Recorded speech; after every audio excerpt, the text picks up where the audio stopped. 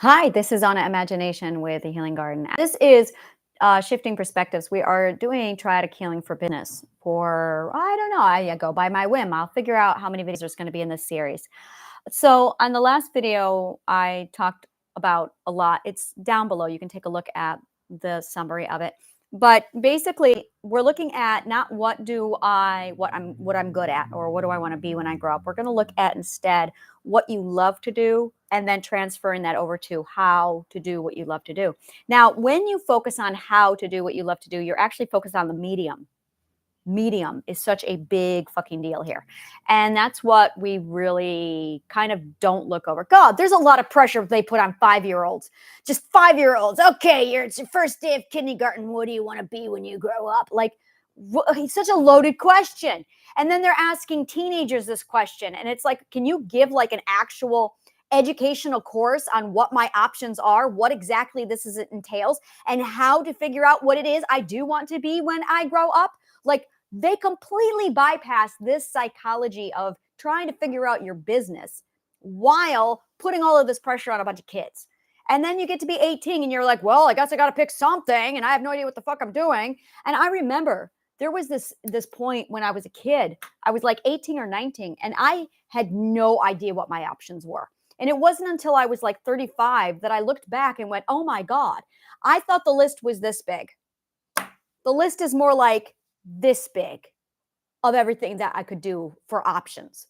And I'm like, okay, when they asked me when I was 5 what I wanted to be when I grew up, and my options were this, and it's so funny because one of those options was be an actress, and then be an actress, and it just got, I'm like, all right, I'm seeing a trend here. But then you look at what you really want to be when you grow up, when you're 16, and again, the list, like, where is the list? Can I see the list? And I remember meeting with my guidance counselor, and she was going over that with me, and I'm like, why do I feel like I don't have a complete list? I said this to her. I'm like, can I see a list of all the jobs available? And she did. She gave me a piece of paper, but it was like this big. And I'm like, this is it? Lies.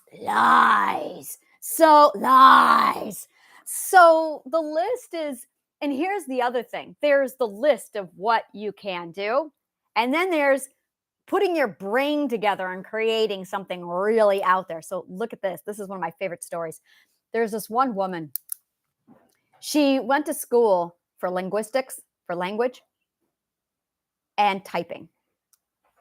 She ended up walking away with like a 6-figured income because she could transcribe in multiple languages. You know, that's a job. And it never, that's imagination. That's creativity. That is exactly, cats are being weird. That is exactly like, whoa, why didn't I? And they stifle your imagination. And then they're like, so what do you want to be when you grow up? It's such a very difficult question. So this is basically my Triadic Healing for business, where I'm breaking down the psychology of determining what you want to do and what you're really doing. What we're really doing is not making money. That's not what we're doing. What we are really doing is asking the question, what is my self-purpose? What is my purpose in life? And what are the resources? How do I determine what my resources are? And in the last video, I talked about how your resources are time, information, and imagination. Those are your 3 resources. Is your time, which is the most limited resource that you have available, and we're selling it for bottom dollar. Because that makes, no, we're not going to open the door. No, we're going to close that door. And then we are looking at information and education, how much information you have in your head, how much information you need to have in your head. And then you have your imagination, which is really the moneymaker, is your imagination. So, and the imagination they take away from you. Why? Why do you think they take it away from you? Why do you think they take it away from you? So imagination is literally where the moneymaker is. And that's what they take away from you. That's what they like cut out from underneath you. And that's where, when you combine imagination with information, that's when you really, really put together an amazing, unique career. So then we talk about the medium and how you want to do what it is you love to do. So for me, in my example, talking stage, being listened to, sharing my ideas, imagining my world, and storytelling. So the medium for that would be, well, writing, performing, script writing, book writing, and then performing and being an oral historian. I do love teaching, but this is the problem, is when I think teaching, I think their way. So I immediately go, ooh, I don't want to do that. So now I have to use my imagination to combine it with teaching to create my own thing, oral historian, so that it's not icky at all. Because with how they look at teaching, so every time I start a YouTube video, example, every time I start a YouTube video, I have to choose a category. Education and entertainment are right next to each other. Every time I start a video, I get to choose between entertainment or education. And the more I do these videos, it was very cut and dry. Oh, well, education. Oh, well, education. Now I'm going, I don't know. It's both. And that's my point. For some reason, they've taken the entertainment out of education. I'm going to go back to the University of Alexandria. My city, Authenticity City, is based off of Alexandria. I cannot tell you how much of Authenticity City is modeled after so many of the concepts in Alexandria, ancient Alexandria. And I noticed on the curriculum in the university that 50% of the curriculum was storytelling, communication, and imagination. Like sciences, biology, medical, philosophy, math, everything else was theater, song, poetry, music, history. History was part of theater. And it was like, why is 50% of the curriculum art-based? Oh, yes. 50% of the curriculum was art-based, and it was not optional. It was mandatory. And I just sat there and looked at it and went, holy fucking shit. Why? And I couldn't get off the why. I could not. I thought when I first started studying it that the university was philosophy-based. It's not. Philosophy was one of the primary topics, and story, imagination took up 50% of the curriculum. And it blew my mind. Here's the other thing. The lounge, the teacher's lounge. Today, our teacher's lounges are a break room where children aren't allowed. That's not the case. And this was true right up to the early 19th century. A teacher's lounge was a place where all the teachers would sit in one place, especially at the University of Alexandria. Plato came up with this concept where he would sit at the philosopher's fountain, the teacher's lounge, so that one student could walk in and ask the teachers a question, but instead of getting just the perspective, just the perspective of the philosopher, just the perspective of the scientist or the mathematician, boom, a la H.G. Wells's Time Machine, they all put in their 2 cents and they all debated the child's one question. So the student got to present the question and then watch the play unfold. And the play that unfolded was all of these masterminds, each one of perspective of their own field. The physicist would talk with the philosopher, would talk with the mathematician, would talk to the medical doctor, and they would analyze the question, all from all the different points of fucking views. Wow. That was education. And it was done with story, because they understood that if you're going to teach, you must be a storyteller. You must entertain through story, because that is how our brains learn. If you want to learn a new concept, you have to repeat it 400 times, unless you learn it through play. If you learn it through play, you only have to repeat it 12 times. Fact. When you learn something, the repetition is 400 times, but you add play to it, 12. What does that tell you about our brains? What does that tell you about our imagination? We are equipped to learn through play. And yet we have an entire educational system that completely stripped imagination and play out of it. So yeah, people are struggling learning. People aren't enjoying it. People don't understand it. People hate school because the core ingredient to learning, play and imagination, have been taken out of it. Psychology, medical, science. You can't hear these words without just thinking about how boring and dry these topics are. And that's part of the endurance now. Oh, you want to study the sciences? Well, good luck getting through that garbage because it's so dry. It takes a solid analytical mind to get through it. I remember when my ex-husband, then husband, was studying for his patent bar exam. Yeah, that sounds as horrible as it sounds. Trademark and patent bar exam. It was 600 hours of listening to this monotone tax law, patent and trademark law, drone on about all the tedious facts. It was the most grueling, boring, oh my God, why are we putting people through this? And it's because there's this concept that play, imagination, and business, art and business are competitive. Oh my God, that is so the system. I'm not going to close that door. They're not competitors. They never were supposed to be competitors. Business and science and art were supposed to be merged together. And at one point they were. Oh my God, what is wrong with our education system? Why did we separate these two blood brothers? And that's just it.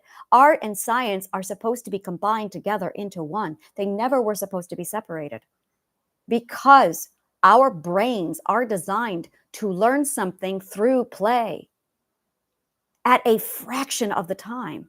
It is the most ineffective use of our brains. And we're putting our poor children through this. Here, learn this math skills. You know, my favorite things in the world, and they stick with me, they still give me this warm, yummy feeling in the pit of my stomach every time I think of them. They were the diagrams and the math charts I was given in kindergarten with the trees and the apples. And there is that sense of real happiness feeling of just, yay, in the pit of my stomach every time I think of those graph papers.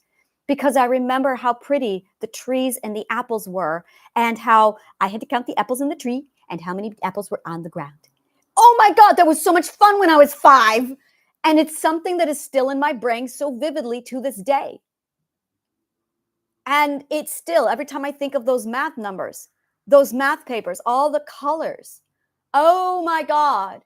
And I remember as I went through high school, as I went through school, those colors became less and less. They literally mitigated. My daughter should be here for this conversation. She's 16 and she's in the 11th grade. And I'm talking about field trip for adults with my city. And she's mad at me. And I'm like, what's wrong? She's like, why do you get field trips for adults? Sweetheart, these are rated R field trips. Like most of them are not suitable for adults. She goes, well, we don't get field trips. Tell me about that. Tell me about it. She goes, they took them away. The last time I was on a field trip was the 6th grade. Interesting. They take away their field trips in high school. When they take away the colors, they take away the numbers, they take away the pretties, they take away the pictures, they take away everything. They literally condition our children to start off with these beautiful colored, yay, to keep the children entertained. And then slowly, as time goes on and the child goes through high school, all of the colors are gone. All of the play is gone. She goes, there's no playground. I said, there's no playground. She goes, no, there's no playground. There's no recess. She's 16 and she's screaming at me. Well, you know, she's voicing her feelings that they've taken it all away. Everything that was fun in high school. She goes, all we get is a lunch period that's 30 minutes and they walk around screaming at us that we have to eat quickly. I'm a Taurus, so that really hits me hard. And she's right. She's right. They are conditioning us for an adulthood where there's no colors, there's no play, there's no imagination. They literally strategically strip it away as we progress and get older, as if colors and pretty pictures and imagination is for children, and that you're expected to outgrow your imagination. You are expected to outgrow your imagination. oh, holy shit. And then I'm looking at the wiring of the brain where you have to learn something 400 times to process it. And then parents are saying, why do I have to keep repeating myself? Because we learn through play. Play means to do with pleasure. Work means to do without pleasure. To do without pleasure. Why would you ever do that? Imagination. And then you have adults. I live in New York City, so oh my God, talk about an adult playground. Oh my God. It's extraordinary to watch because it's only in the larger cities that you realize this is amazing. Living out way out in the middle of central New York, there were bars and restaurants that no one could afford. There was nothing to do. There was TV and there was sex. Oh, and there was drugs. That's what you could do. New York City is a playground. There's theater, there's Broadway, there's adventure, there's clubs, there's clubs, there's clubs, there's clubs. And they're free, by the way, they're free. There is so much free activity. Oh my God, there is so much free activity. You do not need to have money to access most of these things. Most of them are just workshops. You show up at a bar, you get a glass of water. For God's sakes, the water is literally a massive jug that just sits on the bar table. You can go over, grab yourself a little thing of water and just sit at the bar, sit down with people. They can buy the drinks. You can attend the event for free. And there's only like 8 million of these every single night. And you can talk about anything. You can do anything. We have something here. I'm going to describe it to you. Just don't judge us. I'm still trying to figure it out. So you take a shopping cart and you turn it into a car and you put a bunch of shit on it and you turn it into a theme and you compete and then you race the carts and then you trash the carts. It's a thing. We do it every year. I don't know why. I attended one. And I'm looking at it going, why? Why? Because adults need to entertain themselves because this is how adults play. It was free. So there's like, it's amazing to see when you get adults in a large enough resource facility, New York City, how adults play. And it's like, it's fascinating. And if you don't play, oh my God, does it take a toll? People, adults complain, college students. I hate to use the word complaining because it's not complaining. It's not complaining. That is a bully term. Let's not use it. It's people are vocalizing. I am not happy. And if they don't go out and see people and play, that's why we have adult game nights. And I'm just looking at it going, why aren't we playing? Why is imagination something that is only reserved for children? I have an hypothesis. I'm going to be very brief. It's because they want us to conform to their slave system, and that's it. So the easiest way to do that is to completely take away the imagination. And as a result, it's got all of these massive consequences. Our happiness levels are really low. Our ability to be creative is really low. There are people who are just numb and gray and dry, and they can't think because imagination is thinking. And when you think, you ask questions like, why am I doing this? Imagination is such a huge core to it. And when you finally get to that point in your development where you're looking at what you want to be when you grow up, and if you are not plugging into your imagination, if you are not taking what you need from your imagination and plugging it in, imagination is all of this. It's such a huge part of it. It's extraordinary.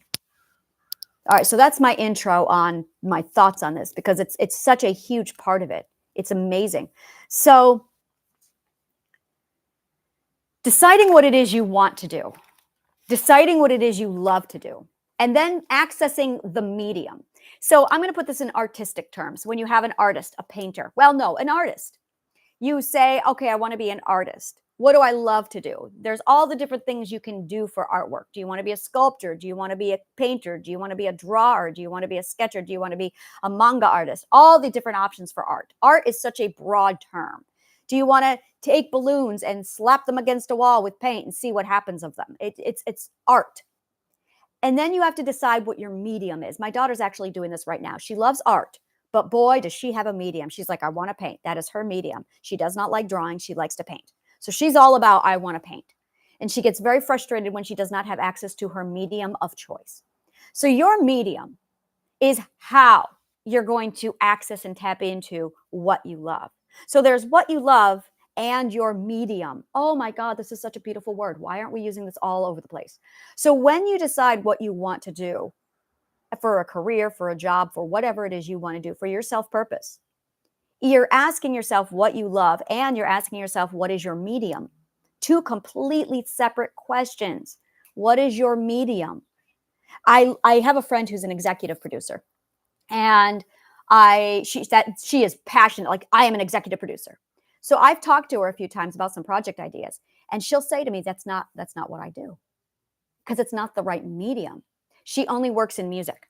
She only works in music industry. So she's an executive producer for music. She doesn't work in theater. She doesn't work in charity events, and she doesn't work on charity events with music. Yes. And she doesn't work in, so she gave me a list of the things that she won't do and what she does do. And we've been able to narrow it down to, oh, so you are strictly a music executive producer. So Woodstock is like, that's the kind of stuff she builds. That is what she does. So it's fascinating. So knowing your medium, like saying, I want to be an actor. Okay, what's your medium? Stage, podcast, theater, cinema? It's the medium. And the same thing applies for everything you choose, everything you want to do. I want to be a teacher. Well, what's your medium? Being a teacher is one thing, but what's your medium? Again, we never talk about this. You could be a medical, you can get into medical. Medical can be your what you love. You love medicine, but what's your medium? Do you love research? Do you love application? Do you love nursing? Do you love writing books? Do you love teaching? Like, what's your medium? So it's massive that we separate those, because you have to love your medium as much as you love what you love. Your medium is a whole nother segment. That's a huge part of this. And that depends on how much you want to get involved with people, how much your social skills are, how accessible you want to be to people, whether you're an introvert and you prefer sitting at a desk all day and writing, whether or not you prefer socializing and promoting, whether or not you love that medical doctor who is a people person would be right in the hospital working with people day after day. But the medical doctor who does not like people would be sitting there doing research and writing books on their theories. Medium matters. So it's what you love, and then what is your medium? How will you do what it is you love to do? Now, the next step of all of this is converting your medium into something that's actually sellable. Now you're looking at value and utility for people. How are other people going to access what it is you do? And this is where we get this all backwards. Most people start with this. And this is where a lot of people go, I don't know what I want to be. This is where people think money, they think value, utility, and they don't do the homework for what they love. They don't do the value on what their medium is. They just focus on, I want to make money. I need value, utility. What do people want? Oh, big no, no, no, no, no, no, no, no, no. This is like when you're writing a book, you don't think, I'm going to write a book that people want. You cannot do that. There are people who do it and they can't get the book off the ground. And this is why. You never, ever, ever put the cart before the horse in this question. And yet we are conditioned, groomed, trained to put the cart before the horse. Our parents are right there as soon as we're 10 years old going, all right, what do you want to be? How are you going to make money? How are you going to make money? Wrong question. Do not put the cart before the horse.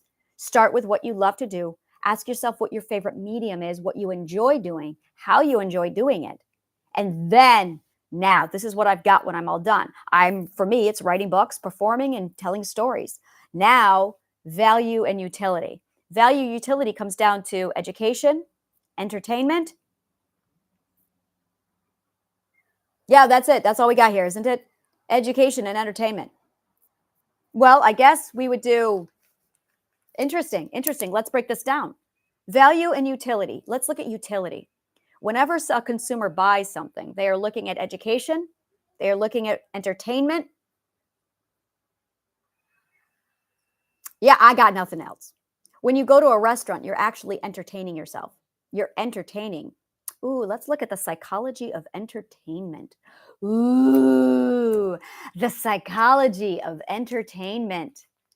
Entertainment is story, experience. You're seeking the experience. That's what you're doing when you seek out entertainment. You are seeking, adventure. That is what you're doing. That is all you are doing. When you are seeking out entertainment, you are absolutely seeking out adventure. That is your growth stage. Oh my God, the psychology, or this is my yummy bits. Okay, so here we go. This is how this works. You have your comfort zone. You have your growth zone. I love this part. And then you have your fear zone. I've talked about this with psychology. So when you get comfortable, when you feel safe and secure, you need to go adventure. That is the identity defining the self. When the identity needs to define the self, it has to adventure. In order to adventure, explore, grow, you need to be in the growth zone. Push yourself outside of your comfort zone. You're actually in the growth zone. That's your adventuring zone. Now, in order to adventure, what you are really doing is you are in a sampler. It could be a food sampler. It could be an experience sampler. It could be a story sampler. You are wanting to add definition to yourself. We have to do this. This is our core. We got to do this. We have to add definition to ourselves. If you do not do this, you will suffer from depression. You will. This is the leading cause of depression, is not adding definition to yourself. It's so infuriating. I'll talk to somebody and they'll tell me I'm depressed. And here's the crux of it. You get depressed because you haven't added definition to yourself in a while. So you get more depressed because you haven't added more definition to the self. So you get more depressed. And then you don't want to add and explore and add definition to yourself because you're depressed. And it just keeps going in a cycle. You get caught in a depression loop because you are not defining the self. The only way to break this is to do things to add definition to yourself. And it's going to be uncomfortable and it's going to be painful and it's going to be agonizing. I've had depression. I get it. Oh my God, getting out of the bed is so fucking hard. And it takes practice because your subconscious mind loves to make itself feel comfortable. Your subconscious mind loves to preserve energy, and depression preserves energy. Oh my God, does it? So your subconscious mind is getting this massive addiction fix from your depression because it's comfortable. It's too comfortable. And that's it. That's it right there.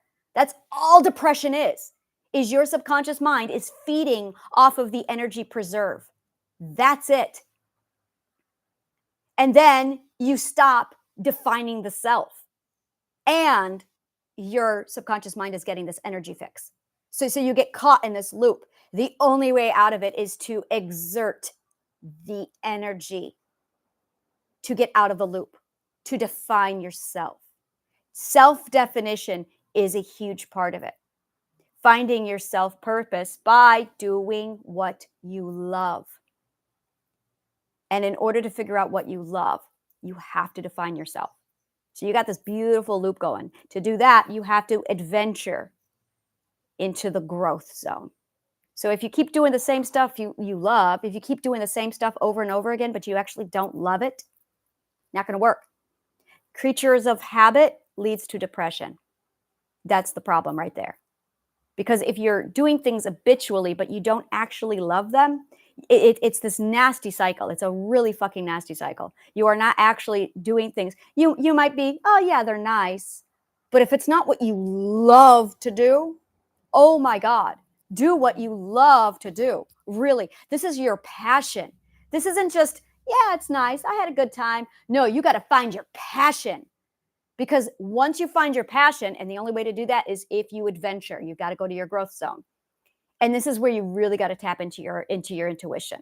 You really got to just turn yourself over to the whim. And where do you want to go? What do you want to do? Why do you want to do it? It's all about your love system.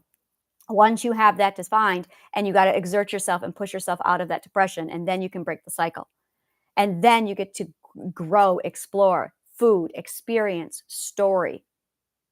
So travel, like these are the things, these are journeying and putting yourself in a position where you get to sample. Now, this is where a lot of can't doers and all of that toxin gets into our head. Well, I can't do that. I can't do that. I don't have the money for that.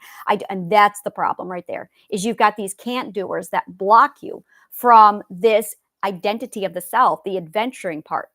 So when you, going back to the business side of all this, when you have your value and your utility and you're trying to sell something to people, you're giving them two things, either education or entertainment.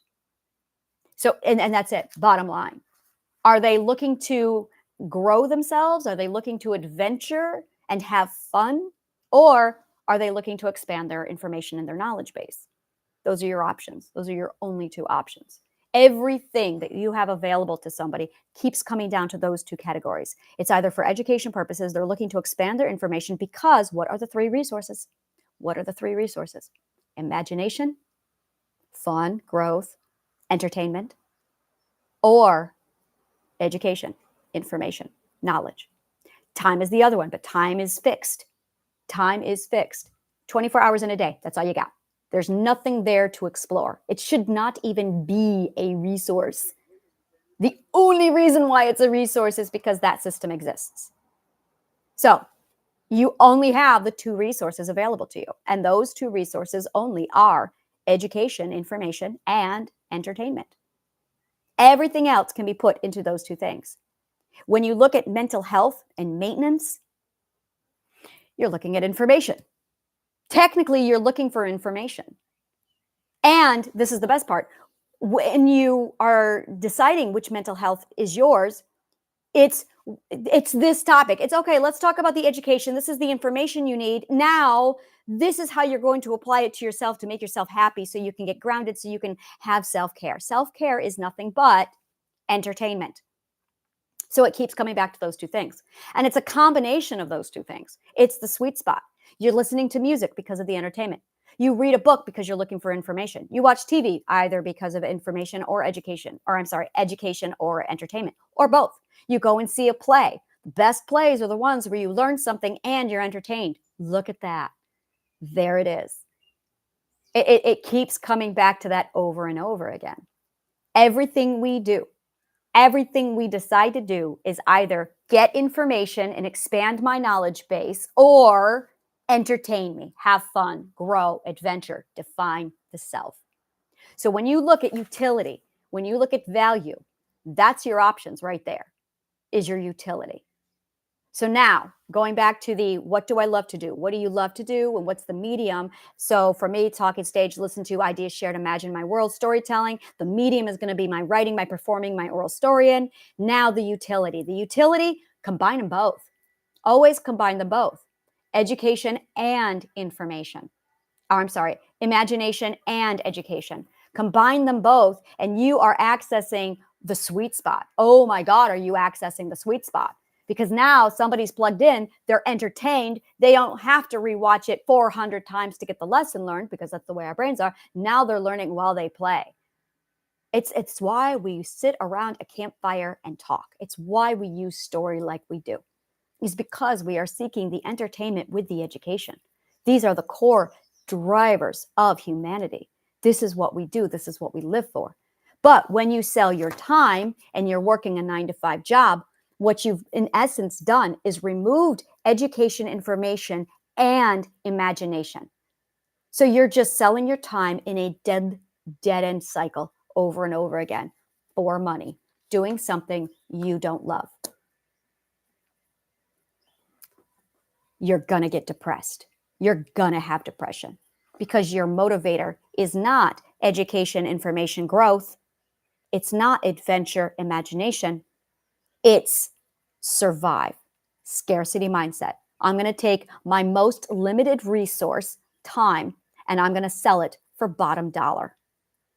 Oh, yeah. And you're selling so much of your time, 40 hours a week, 60 hours a week. I love the people who tell me they're working 80 hours a week. I am huge on 30 hours a week at most, because time is not something you should be selling to begin with because it's such a limited resource. So now if you're working 60, and that's not including the commute, you know the commute is work. You know that commute is work. That should be something that they pay you for. So you're pushing 40, 50, 60 hours a week. You're not going to have time for information. You're not going to have time for education. You're not going to have time for imagination and play They've completely seeped it out of you. It's a guaranteed fail system. Now, because you're not out there defining yourself and 10 years has passed, 20 years has passed, I call that a wasted life.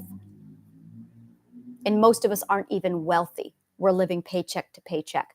This doesn't make sense. I'm going to close the door on Wonderland.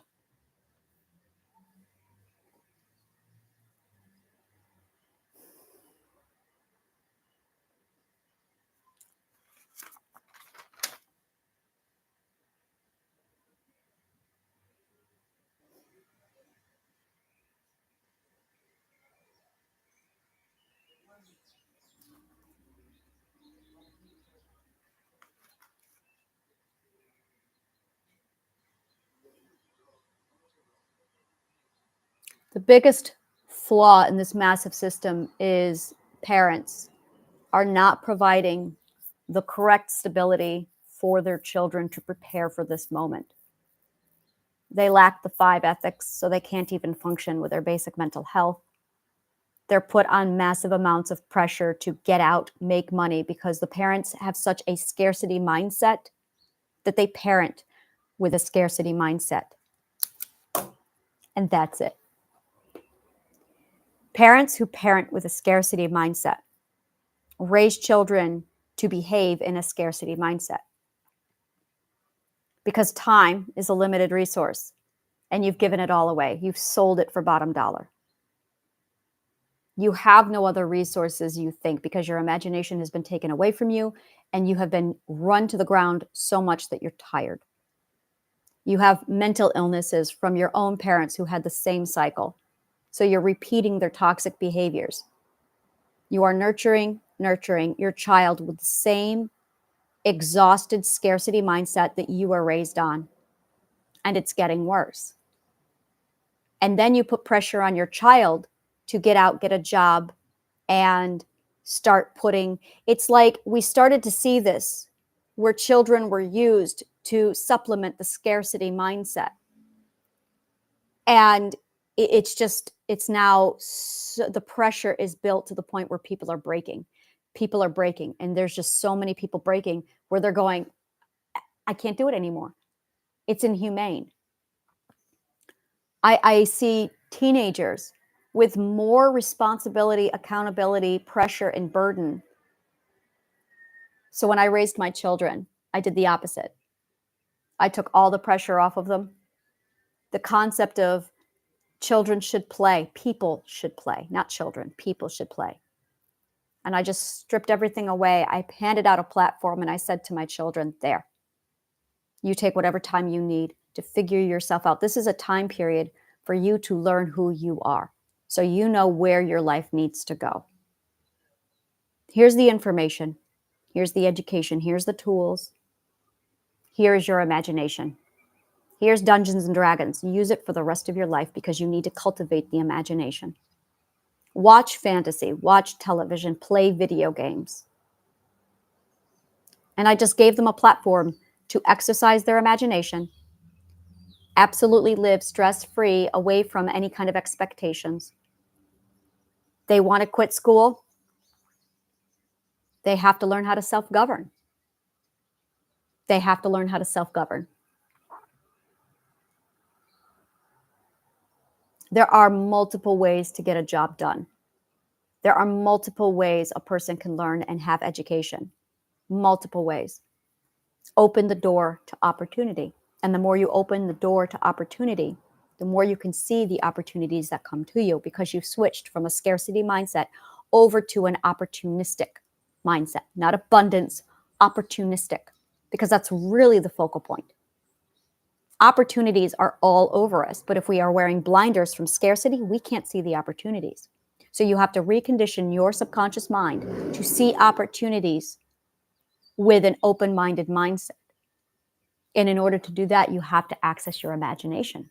In order to do that, you have to literally define the self. It's an extraordinary cycle once you get to the root of it. So that when you finally reach a certain point in your life with growth, where you can say, I want to own my own business. I want to be an entrepreneur. I know what I love to do, not what you're good at, what you love to do. and what mediums you love to utilize. And then once you get your mediums defined, based off of what you love to do, you can combine them together to create something. What are you creating? What are you wanting to create? And that's really, really the question. What do you want to create? Not what do you want to do when you grow up? What do you want to create? Because every job in this world focuses on creation. Oh my God, does it? But creation requires the following: love and passion. I need to clarify passion, not love. And from passion, you get into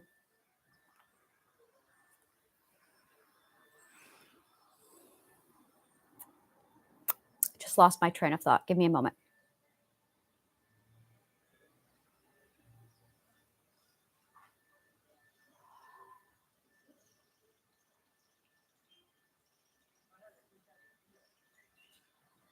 You take your passion, you define the self by building. And you can build with your hands, you can build with your imagination. That's the word I wanted. It's my fucking name, imagination.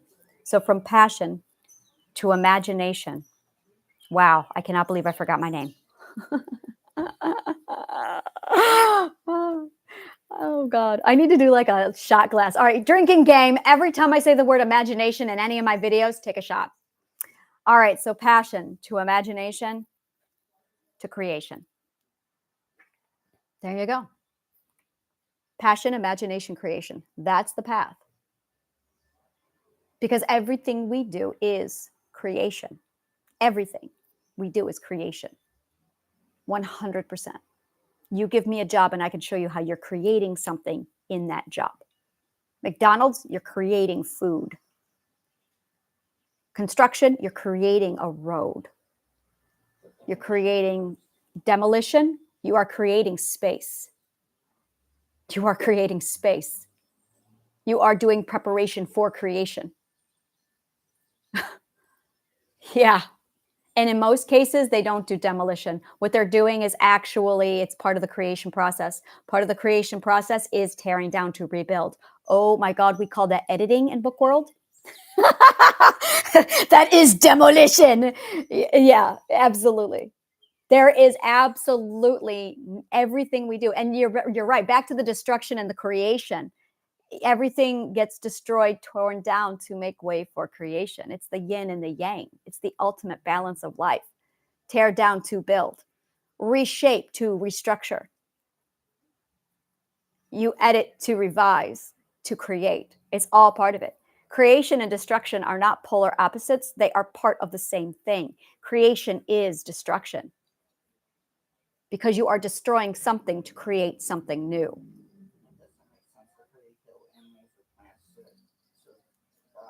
Decomposition into another energy source. It is recycling. Oh my God, that's so morbid, but it's true. It's recycling. It's actually a recycling process. So every time you destroy and you tear down, and it's to create something new, it's part of that recycling process, the circle of life. Absolutely, it is the circle of life. So every time you tear down something, every time you decide, how am I going to create? What am I going to create? Scientists create ideas. Research departments create new concepts. This is all about us accessing our mastery of creation. It is what we do because we are gods. Creation. It's all we do. It is absolutely all we do.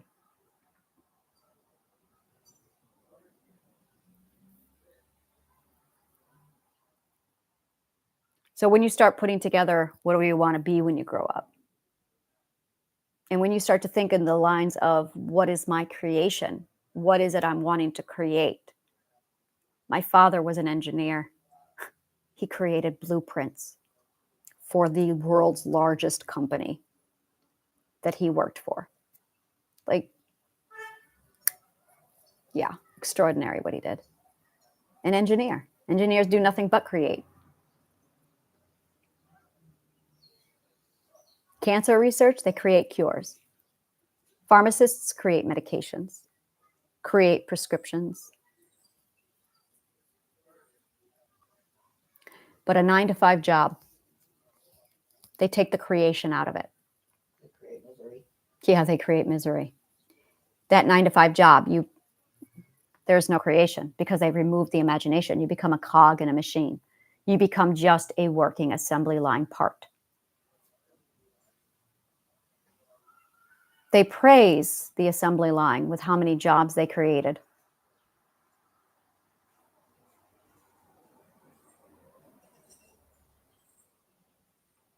I have so much to say on that.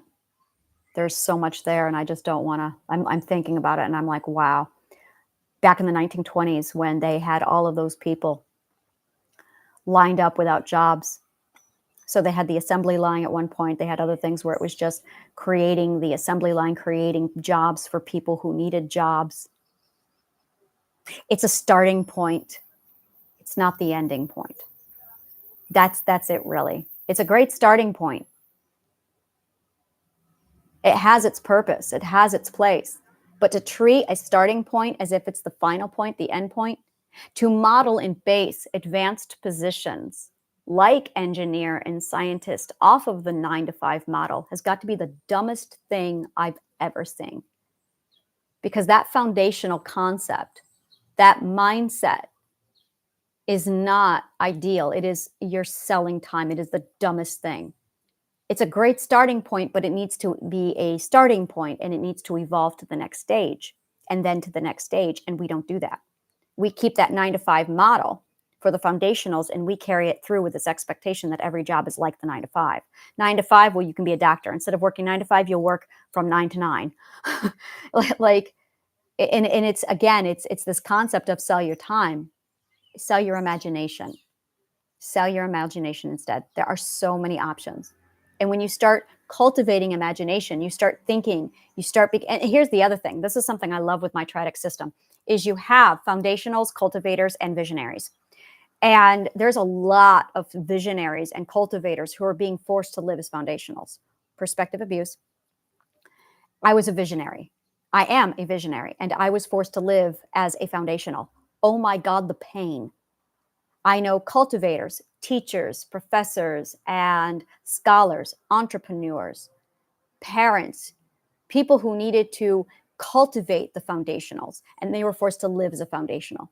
9-to-5 job concept is a foundational mindset, and it has no place being applied to a scientist, to a researcher, to a doctor, to a visionary, to an engineer. That's freelance. That's a whole nother concept. And it's just, oh my God. Oh my God. It is absolutely painful to put a visionary in that kind of a model. And if you are a visionary being forced to live under that kind of a model, you are looking at a slow death. It's going to be excruciating. You look at that middle of the road, that cultivator, the people who have the fantastic skill of being able to communicate between visionary and foundationals. Oh my God, I love these people. The ability to communicate between the visionaries and the foundationals is such an extraordinary bridge between those two positions. Once you understand where you are in that lineup, even foundationals, I've spoken to foundationals and they'll tell me how they want to be business owners, landscapists, but they want to own their own business. Well, now you're getting into the cultivator world. Now you're getting into the mindset of that fifth perspective, that CEO concept, because they're in that cultivator mindset of wanting to own their own business. But because they're so scarcity mindset with that 9-to-5 job, they can't get out of it and they're stuck. So it's understanding where you are as far as your potential goes and where you are with all of this, whether or not you're a thinker, a visionary, a cultivator, where you teach, you instruct, and you pass on information, or you're a foundational, where you're a hands-on and you're a doer. Okay, now ask yourself the question, where is your imagination and your self-discovery coming into all of this? And once you start accessing that and putting in there, what's your medium?